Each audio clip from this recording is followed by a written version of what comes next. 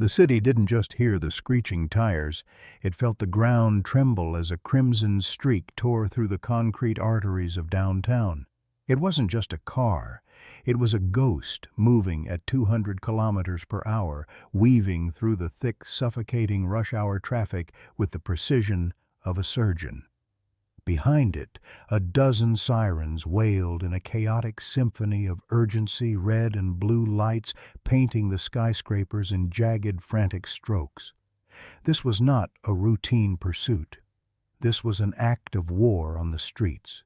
Pedestrians pressed themselves against cold storefront glass eyes, wide hearts hammering as the blur of red steel bypassed them by mere inches, mirror shards clipping the air they breathed.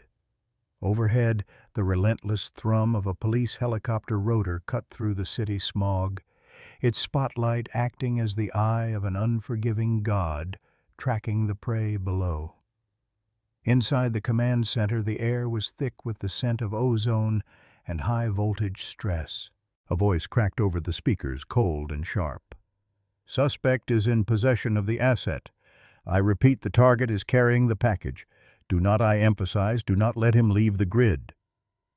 The lead dispatcher slammed a fist onto the console. This wasn't just a robbery, it was a catastrophic failure of security, and the stakes were higher than anyone dared to whisper. The city was a maze, a sprawling labyrinth of one-way streets, narrow alleys, and bustling boulevards. The suspect knew this. Every turn he took was calculated, every swerve a masterpiece of evasion. The police cruisers were struggling, forced to balance the need for speed against the moral weight of civilian lives, while the red sports car operated without such constraints.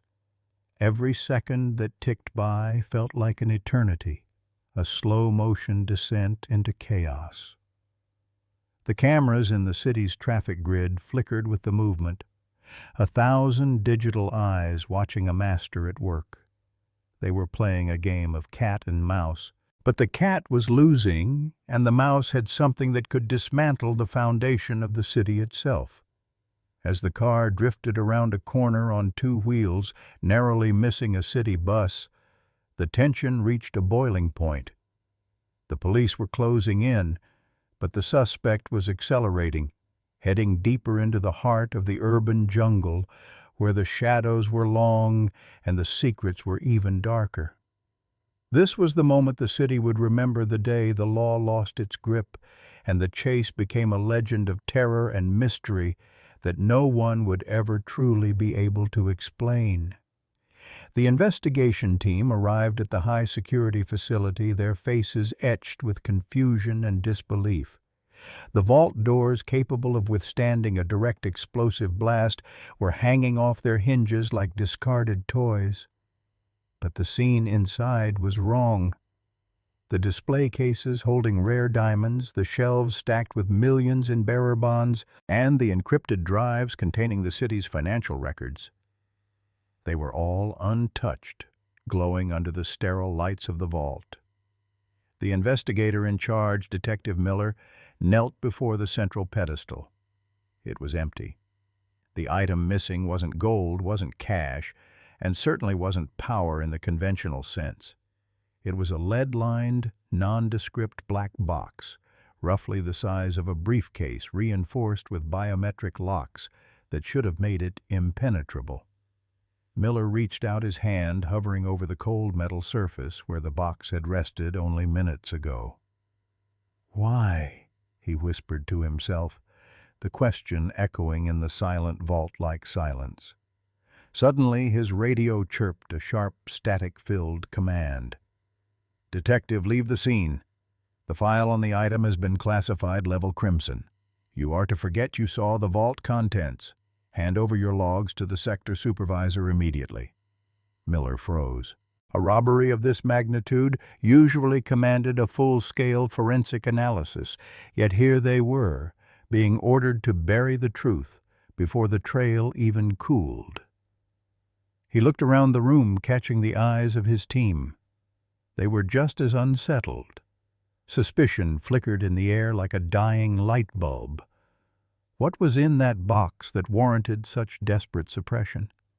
Was it something that could threaten the city, or something that could expose the very people who were now ordering him to stay quiet? The mystery began to unravel not into clarity, but into a deeper, more dangerous darkness. They weren't just chasing a thief. They were chasing a secret, a truth that someone was willing to burn the city down to hide. The value of the item, they soon realized, wasn't measured in money, but in the potential for total systemic collapse. As they stepped out into the blinding afternoon sun, the world felt smaller, more fragile, as if the reality they lived in was built on a foundation of sand, and someone had just pulled the bottom brick out. The manhunt turned into a nightmare of misdirection. Every roadblock the police established was bypassed, every trap neutralized before it could be triggered. It was as if the thief were a ghost, a phantom, reading their minds, watching their every move from behind the veil of the city's digital infrastructure. Commander Vance stood over the tactical map, his knuckles white as he gripped the edge of the table. "He's doing it again," Vance growled. "He knew about the blockade on 4th Street before we even finished drafting the orders." A hush fell over the room, the weight of the implication crushing. A technician, trembling slightly, pushed a tablet toward the commander. It showed a waterfall of raw data the department's internal communications encrypted, then suddenly decrypted by an outside source. "Sir," the tech whispered, "the network isn't just being jammed, it's being rewritten. Someone is feeding him our tactical movements in real time. We have a mole, or worse, we're being watched by something that isn't human." The suspicion rippled through the precinct like a cold breeze. The officers looked at one another, no longer comrades in arms, but potential suspects in a grand, twisted game of betrayal. The pressure in the room was suffocating. Every order given felt like a leak waiting to happen. Outside the city was a powder keg, the ongoing chase serving as the fuse. The suspect wasn't just driving. He was dancing, taunting them with every twist and turn, leading them into cul-de-sacs that led nowhere, and wide avenues that suddenly transformed into impenetrable walls of traffic. The realization dawned on them.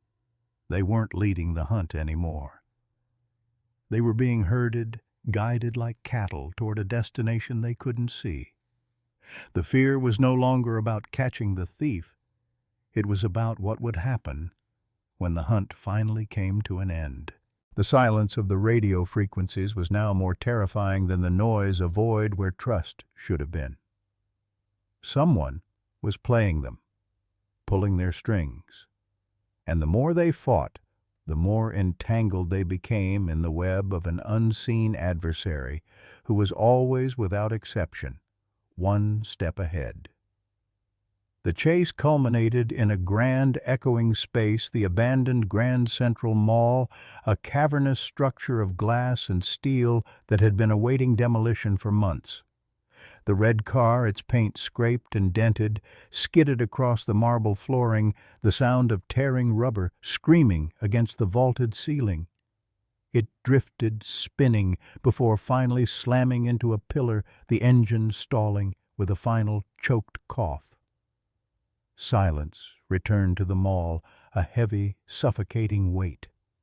Within seconds, the tactical units were in position, their weapons drawn lasers dancing across the interior walls like red eyes.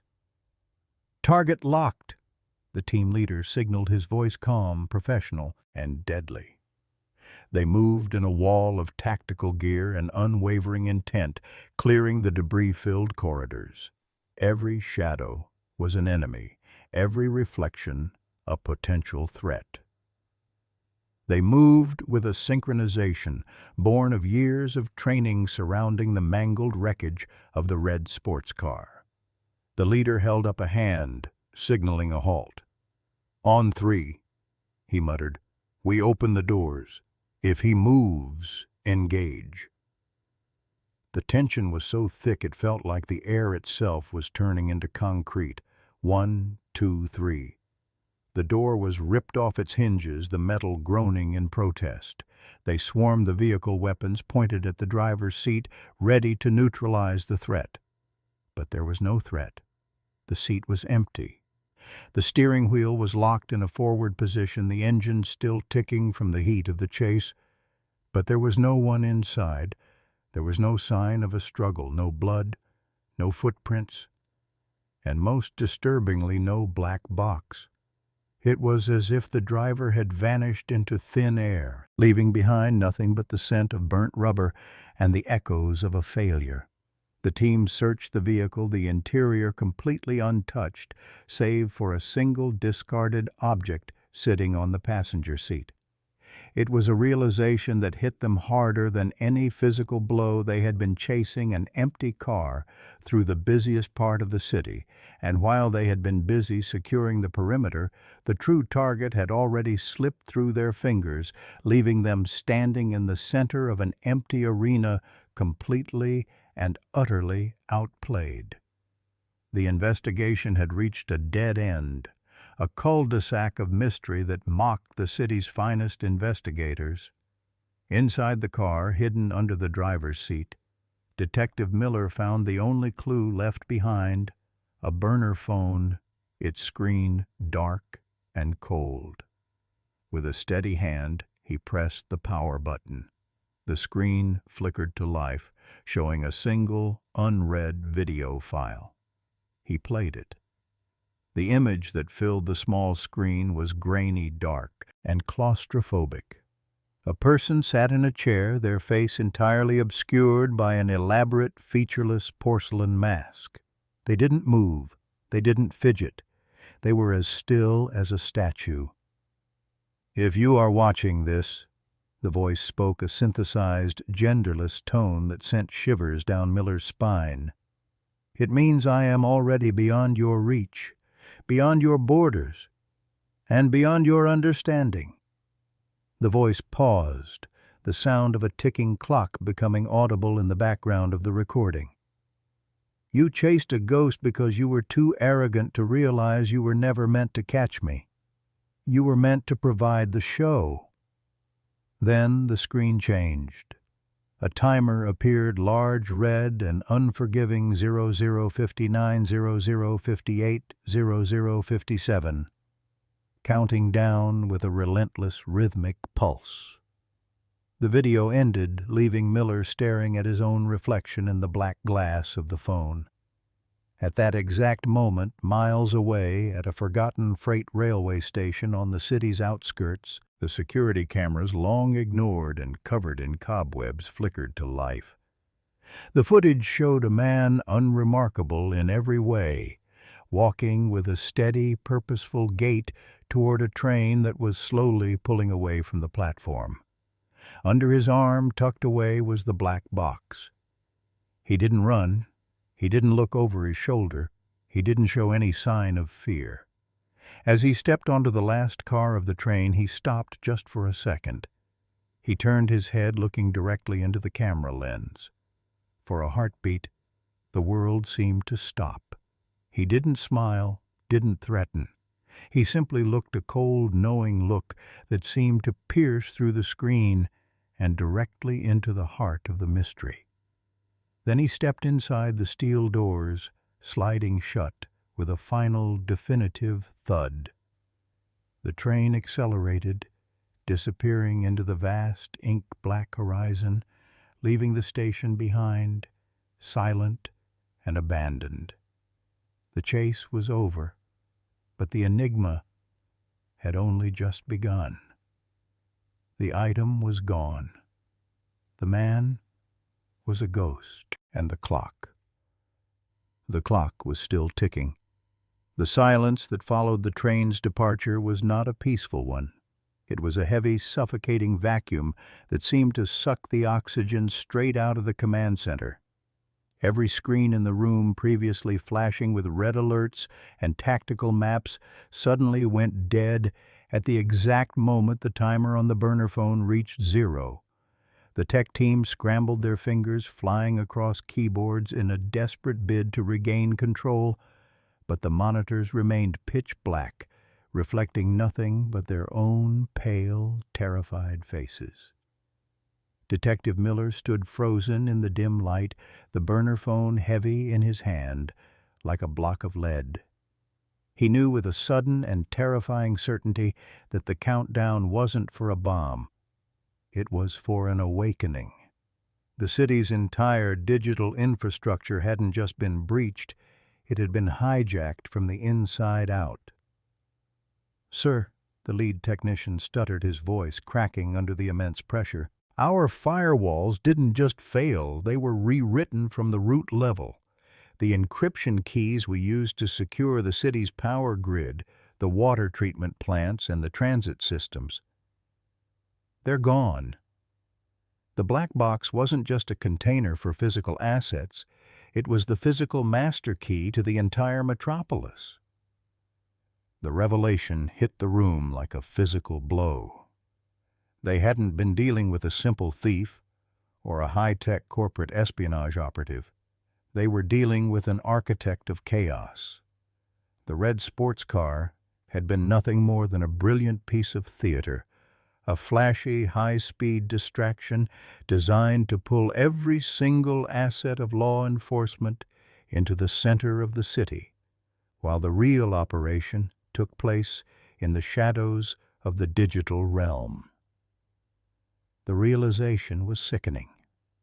Every siren that had wailed, every roadblock that had been set up, every helicopter that had taken to the sky, it had all been orchestrated by the suspect to create a perfect storm of static, a wall of noise behind which he could execute the perfect heist without anyone noticing until it was far too late.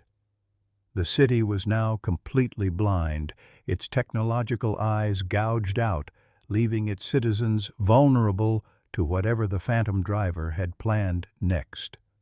Outside, the streetlights began to flicker, sputtering like dying candles, before plunging entire blocks into darkness, a visual manifestation of the law's absolute failure. The hunt had transformed from a physical pursuit into a desperate race against an invisible clock, and the police were starting from a position of total defeat. Miller looked out the window at the darkening skyline, knowing that the man on the train wasn't just escaping with a box. He was walking away with the very soul of the city, and there was absolutely nothing they could do to stop him. As the darkness swallowed the outer districts, the investigation team was forced to rely on outdated analog equipment, pulling old maps and shortwave radios from storage lockers that hadn't been opened in decades. The atmosphere in the precinct was thick with paranoia. Every glance shared between officers was laced with distrust, the specter of a mole still hanging heavily over their heads. Commander Vance paced the floor of his office. His shadow stretched long and distorted across the wall by the single lantern illuminating the room. "We need to find out how he knew," Vance muttered, his voice hollow and strained. "He didn't just predict our moves, he had our playbooks. He had the exact coordinates of every tactical unit before they even arrived at their staging areas." Miller entered the room holding a stack of printed logs that had been recovered from the backup servers before the system crash. "It's worse than we thought," Commander Miller said, dropping the papers onto the desk. "The breach didn't happen today. It happened 6 months ago. Someone inside this building installed a sleeper program into our communications array. Every detail of our daily operations, every security protocol for the high-security facility, every routing code for the transport grid, it was all being streamed directly to an external server hosted in a non-extradition territory." The room went dead silent. The enemy wasn't an outsider looking in. The enemy was a ghost that had been living among them, eating at their table and learning their secrets until the perfect moment arrived to strike. The realization that they had been compromised for months paralyzed the department's ability to act. Who could they trust when the person sitting next to them might be the one who handed over the keys to the kingdom? The investigation was no longer just about recovering the stolen box. It had become an internal war, a desperate scramble to purge the rot before it completely consumed the organization. Meanwhile, the city outside was beginning to panic. Without traffic lights, the intersections became gridlock nightmares of twisted metal and shouting drivers. The thin veneer of civilization was cracking, and the phantom thief was the one holding the hammer, waiting for the perfect moment to deliver the final crushing blow to the city's fragile heart.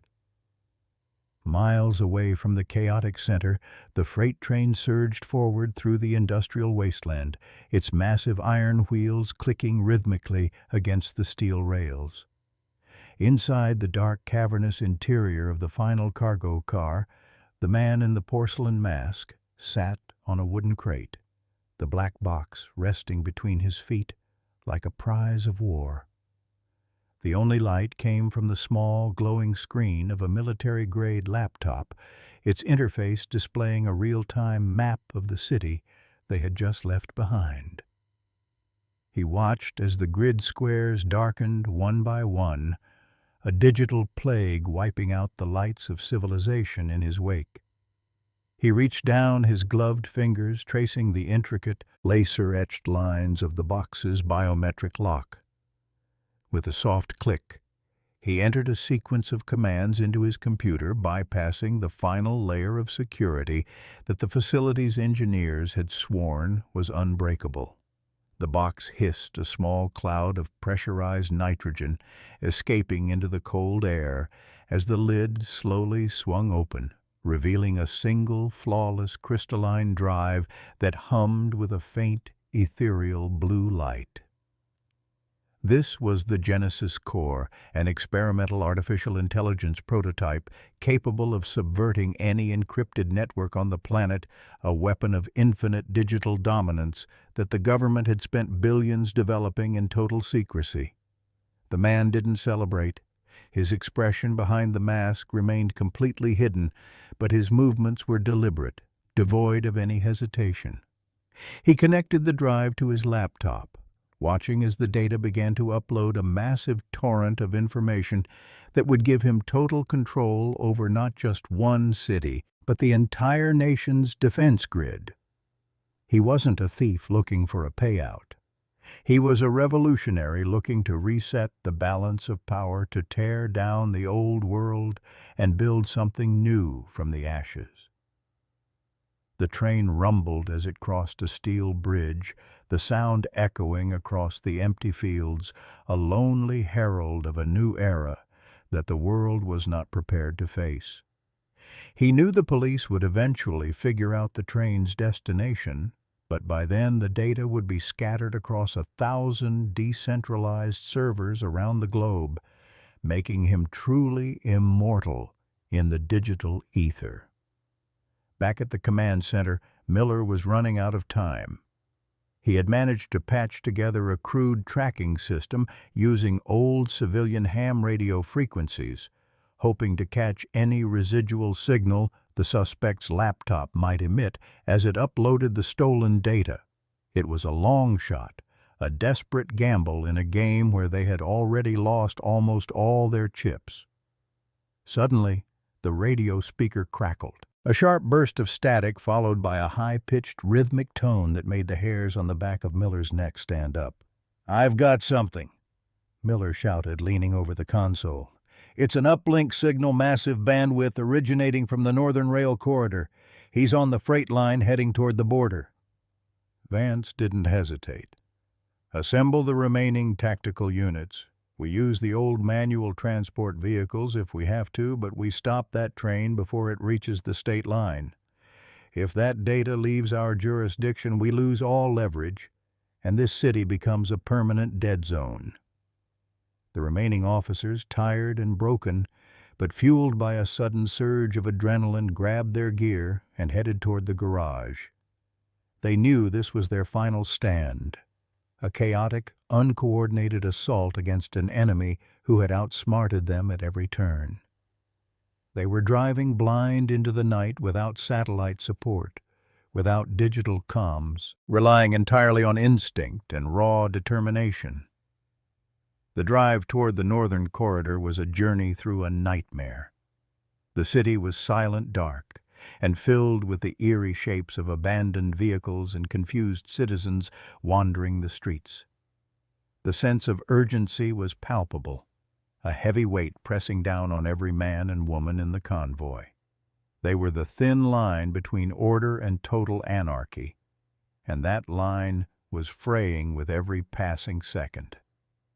Miller looked at the dashboard of his cruiser, watching the analog clock tick away, knowing that they were chasing a train that was moving at top speed toward a border that represented the absolute limit of their authority and their hope. The convoy tore through the dark countryside, their headlights cutting through the thick fog that had rolled in from the river. In the distance, the low, powerful whistle of the freight train echoed through the valley, a metallic beast running from the law. Miller pressed his foot to the floor, pushing the cruiser's engine to its absolute limit as they neared the parallel road that ran alongside the tracks. Through the mist, they could see the silhouette of the train, a long black snake cutting through the dark terrain. "We have one shot at this," Miller yelled into his handheld radio, his voice barely audible over the roaring engine and the wind. "We match their speed, we breach the final car, and we secure the asset before they hit the bridge at the border." The cruisers surged ahead, drawing level with the roaring train cars. The sparks flying from the iron wheels illuminated the night in sudden violent bursts of orange light. Miller looked through his side window, seeing the cold steel exterior of the cargo cars just feet away from his door. It was madness, a high-speed stunt that defied every safety protocol in the book, but they were past the point of following rules. The tactical team prepared to make the jump, their bodies braced against the open doors of their vehicles, waiting for the precise moment when the gap between the cars and the road narrowed. The air was freezing, filled with the scent of burning oil and wet earth. Every muscle in Miller's body was tense as he steered the car with one hand, his eyes locked on the cargo doors of the train's final car. This was the climax of the chase, the moment where the physical world and the digital world collided in a desperate, chaotic scramble for survival. The bridge was looming in the distance, its massive steel girders rising out of the fog like the ribcage of a prehistoric monster, marking the absolute end of the line.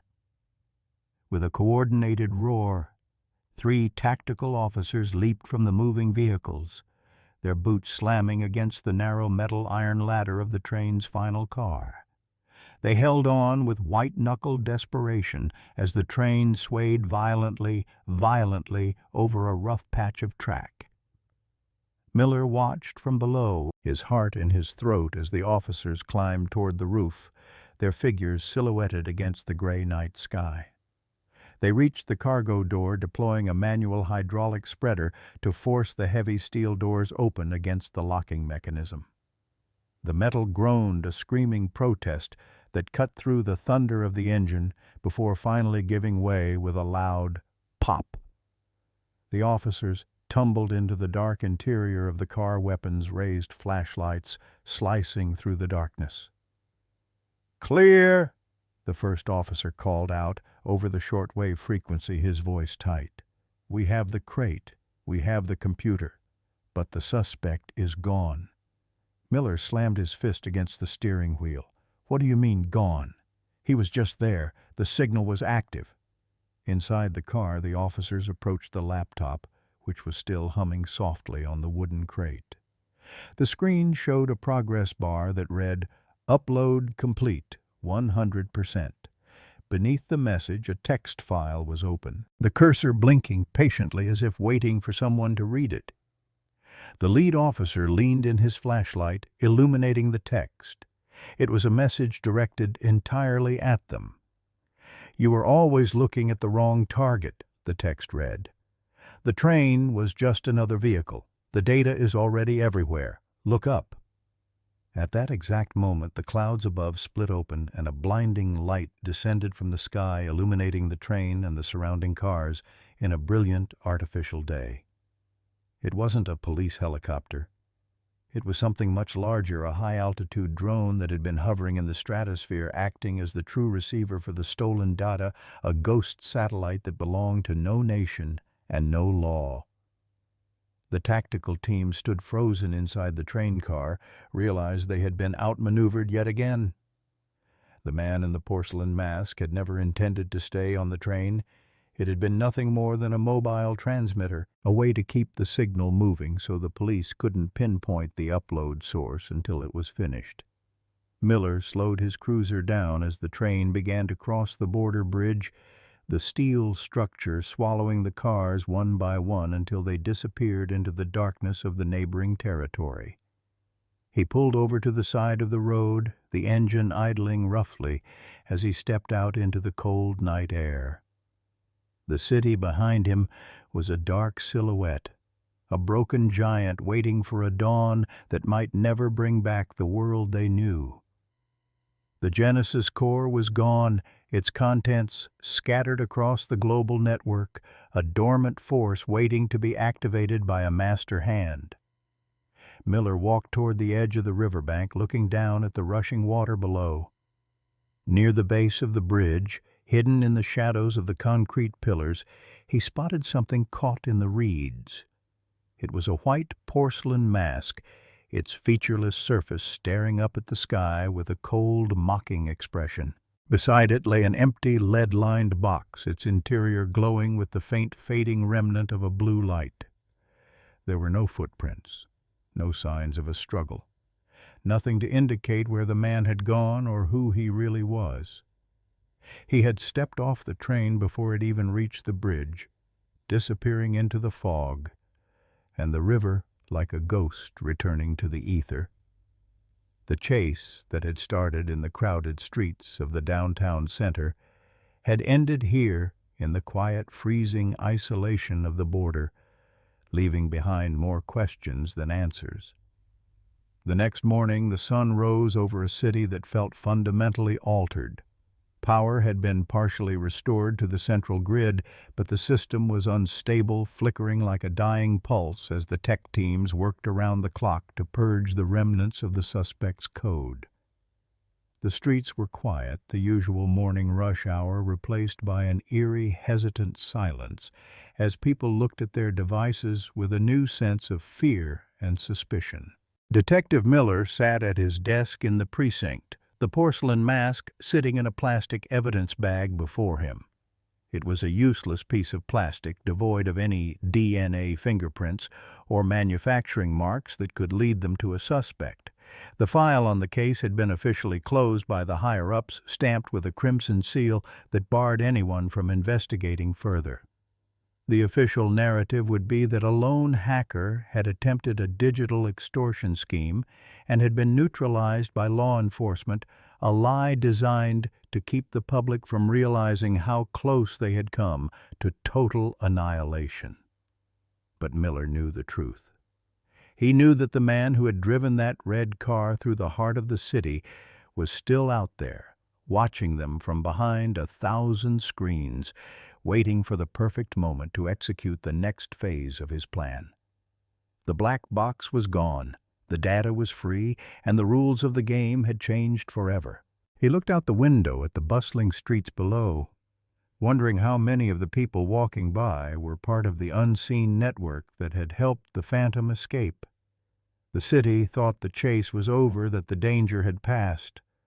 But Miller knew better. This wasn't the end of the story. It was just the prologue to a much larger, much more dangerous conflict that would eventually consume them all in the shadow of the digital ghost. The case was dead on paper, but the airwaves refused to stay silent. In the sub-basement of the precinct, far away from the prying eyes of internal affairs, Miller had set up an isolated analog receiver, a relic from the Cold War that didn't rely on a single byte of modern code. He sat there in the dark, the green glow of the oscilloscope painting his tired face in ghostly hues. For 3 days there had been nothing but the steady, mind-numbing hiss of white noise. But as the clock struck midnight, the static suddenly broke. A rhythmic, low-frequency pulse began to throb through the headphones, a pattern that wasn't random. It was Morse code, a dead language revived by a digital phantom.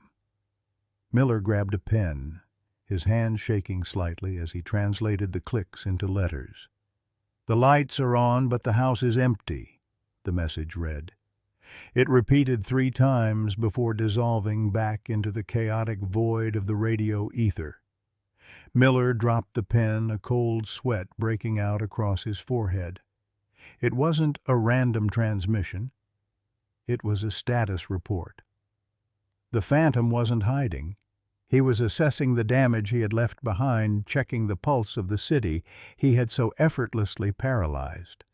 The city thought it was recovering, but the infrastructure was a hollow shell, operating only because the thief allowed it to. Every database, every security camera, every automated door in the entire metropolitan area was now a puppet waiting for its strings to be pulled. The investigation was no longer about catching a criminal who had committed a heist. It was about living under the constant, suffocating shadow of a silent ruler who had captured the city without firing a single shot. Miller looked at the porcelain mask resting on the table next to the radio, its empty eye holes seeming to mock his desperate, futile attempts to understand a mind that was already playing a game 3 moves ahead of reality. The pressure from the upper echelons of the department became an absolute wall of silence.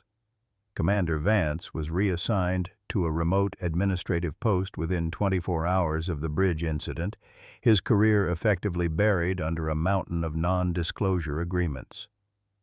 Miller was left entirely alone, a rogue element inside a system that was desperately trying to pretend that nothing had happened. He spent his nights digging through old paper archives looking for any mention of the Genesis core before it became a classified nightmare. What he found was a trail of blood and missing persons dating back a decade. Every engineer who had worked on the prototype had either retired under suspicious circumstances or completely vanished from the public record. The project hadn't been created to protect the city. It had been designed as a tool for total surveillance, a weapon that could monitor every thought, every transaction, and every movement of every citizen in real time. The thief hadn't stolen a weapon of destruction. He had stolen the ultimate tool of control from a government that was preparing to use it against its own people. The line between the hero and the villain began to blur into a terrifying shade of gray. Was the phantom driver a terrorist looking to plunge the world into chaos? Or was he a whistleblower who had executed the most spectacular heist in history to keep a digital tyranny from being born? Miller stared at the old photographs of the laboratory teams, realizing that the face behind the porcelain mask might be one of the very men who had built the machine in the first place, a creator returning to reclaim his monster before it could be unleashed upon the unsuspecting world. The city's financial district tried to project an image of absolute stability, its massive digital billboards flashing stock prices and consumer advertisements over the crowded plazas below. But beneath the surface, the panic was absolute.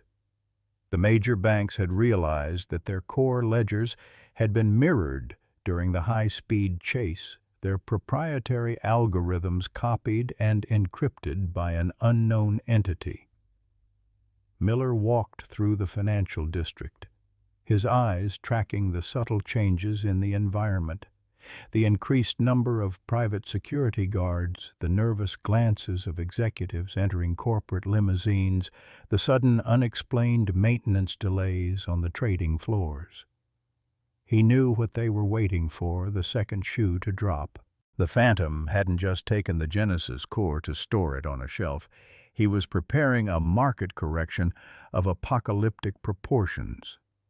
Suddenly, every digital billboard in the plaza flickered simultaneously, the vibrant advertisements disappearing, replaced by a single solid black background. The crowd froze, thousands of heads turning upward toward the towering screens as a collective hush fell over the square.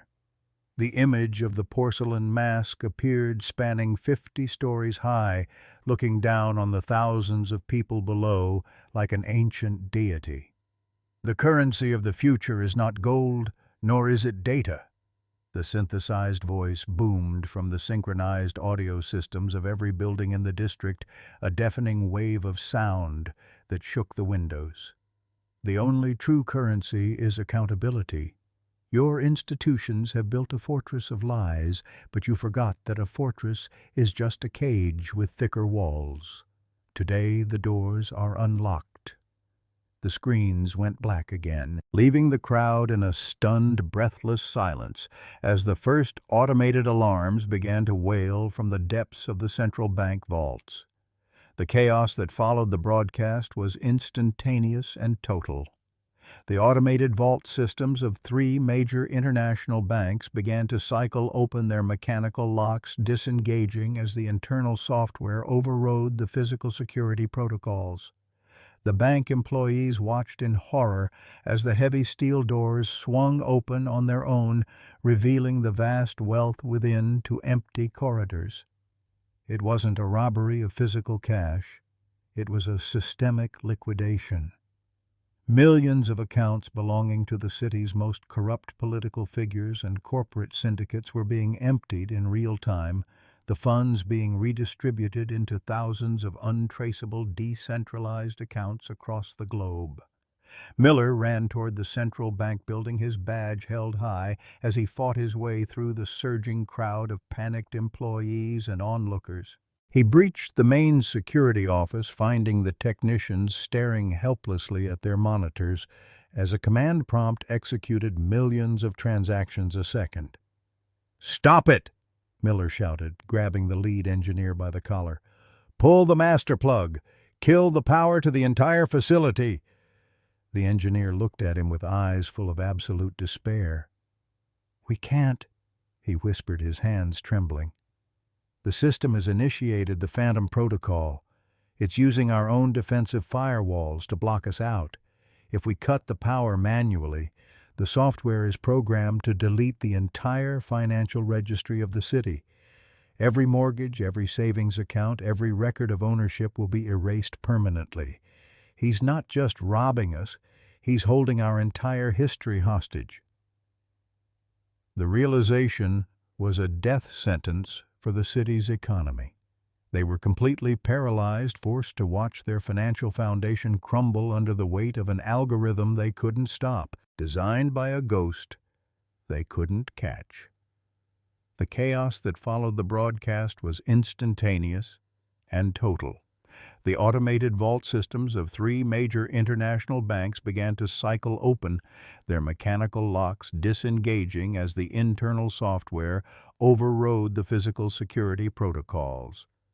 The bank employees watched in horror as the heavy steel doors swung open on their own, revealing the vast wealth within to empty corridors. It wasn't a robbery of physical cash. It was a systemic liquidation. Millions of accounts belonging to the city's most corrupt political figures and corporate syndicates were being emptied in real time, the funds being redistributed into thousands of untraceable, decentralized accounts across the globe. Miller ran toward the central bank building, his badge held high as he fought his way through the surging crowd of panicked employees and onlookers. He breached the main security office, finding the technicians staring helplessly at their monitors as a command prompt executed millions of transactions a second. "Stop it!" Miller shouted, grabbing the lead engineer by the collar. "Pull the master plug! Kill the power to the entire facility!" The engineer looked at him with eyes full of absolute despair.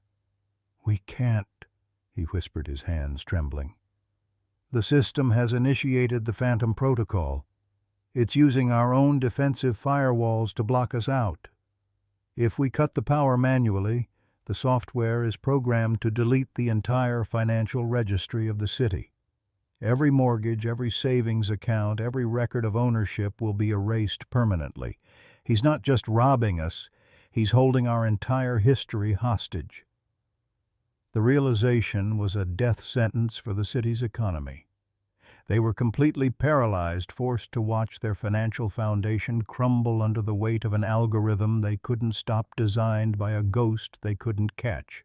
The chaos that followed the broadcast was instantaneous and total. The automated vault systems of 3 major international banks began to cycle open their mechanical locks, disengaging as the internal software overrode the physical security protocols. The bank employees watched in horror as the heavy steel doors swung open on their own, revealing the vast wealth within to empty corridors. It wasn't a robbery of physical cash. It was a systemic liquidation.